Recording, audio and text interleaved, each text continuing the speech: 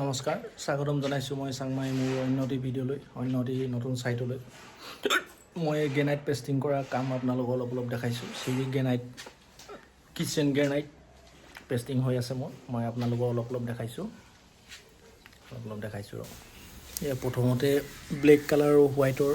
border পৰা মানে মালটো কাটি লোৱা হৈছে আমি 1.5 ইঞ্চি আৰু 2.5 ইঞ্চি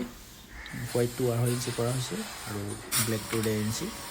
তাৰপিছত প্ৰথমতে ধুনীয়াকৈ চফা কৰি লোৱা হৈছে ইয়াতে বনটাইট পেষ্টিং হ'ব বনটাইট পেষ্টিং হৈ ইয়াৰ ওপৰত আৰু ব্লেক কালাৰ 1.5 ইঞ্চি হ'ব মই আপোনালোকক সম্পূৰ্ণ দেখাম এতিয়া চাওক প্ৰথমতে এনেধৰণে মিলাই লোৱা হয় ইয়াকে যাতে জইনবিলাক ফিক্স হয় নহ'লে পলিচ হোৱাৰ পিছত ইয়াৰ গেপবিলাক ওলাই যায় গেপবিলাক ওলালে আকৌ পেষ্টিং কৰিবলগীয়া হয় আঠা দিবলগীয়া হয় এনেধৰণে ধুনীয়াকৈ মিলাই লোৱা হৈছে চব মিলাই লোৱা হৈছে মিলাই ইয়াৰ এয়াৰলাইট দি ইয়াক নহ'লে এয়াৰলাইট নহ'লে বনটাইটো কৰিব পাৰে আমি ইয়াত বনটাইটে কৰি আছোঁ বনটাইটে পেষ্টিং কৰি আছোঁ চব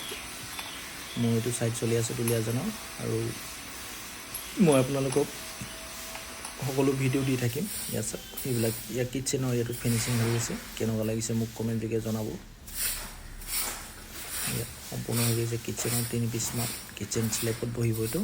কিটচেন স্লেবৰ মাল হয় ইয়াত চাওক হোৱাইট আৰু যিটো স্লেবৰ মাৰ তাক মাজত দি দিয়া হৈছে 1.5 ইঞ্চি আৰু 3 ইঞ্চি কৰি দিয়া হৈছে এইটো ডাঙৰ স্লেব আছে কাৰণে আৰু এইফালে মোৰ ৰেডি হৈ আছে চিৰি ফ্ৰণ্ট চিৰি মাল আৰু ভিতৰৰ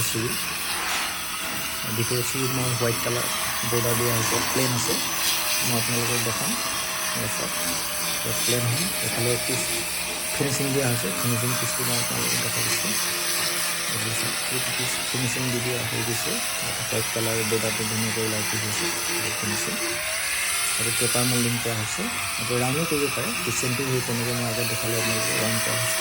এইফালে মল্ডিঙৰ কাম চলি আছে মল্ডিঙৰ কাম ফিনিচিং চলি আছে ইয়াতে 0 পৰা 6 নম্বৰলৈকে মৰা হয় পলিচ কৰা কাম চলি আছে আৰু শেষত মোৰ ভিডিঅ' যদি চাই ভাল লাগে মোৰ চেনেলটো গ্ৰ' কৰি ৰাখিব বুলি আশা কৰোঁ যদি ভাল পায় আৰু মোৰ লাইক আৰু শ্বেয়াৰ এটা কৰি দিব মোৰ ভিডিঅ'বিলাক পাই থাকিব